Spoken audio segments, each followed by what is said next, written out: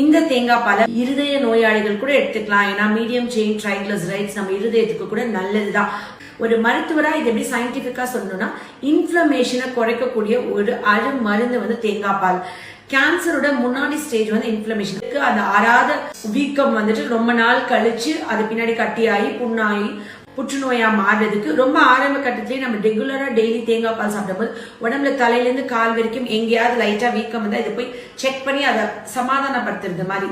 தேங்காய் பால் எடுத்துக்கிட்டா இளமையா இருக்கலாம். ஏன்னா இது ஆன்டி ஏஜிங் ப்ராப்பர்ட்டி, நம்மளோட சருமத்துக்கு ரொம்ப நல்லது. சுருக்கங்கள் வராம ஸ்கின் டைட்டன் ஆகி இருக்கிறதுக்கு தேங்காய் பால் ஒரு முக்கியமான மெடிசன். கண்டிப்பா சர்க்கரை நோயாளிகள் எடுக்கலாம்னா கண்டிப்பா நீங்க எடுக்கலாங்க. ஏன்னா சர்க்கரை நோயாளிகளுக்கு சடன் ஸ்பைக்ஸ் ஆஃப் சுகரை இது அவாய்ட் பண்ணுது.